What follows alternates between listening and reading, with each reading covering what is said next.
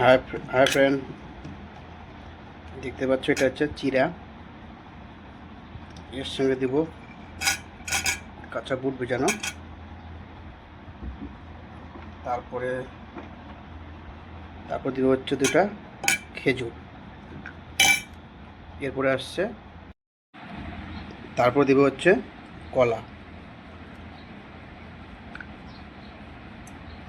কার কার এরকম খেতে ভালো লাগে কমেন্ট বলবেন। তারপর দেবো একটু 1 চামচ চিনি, তারপরে হচ্ছে দই, টক দই।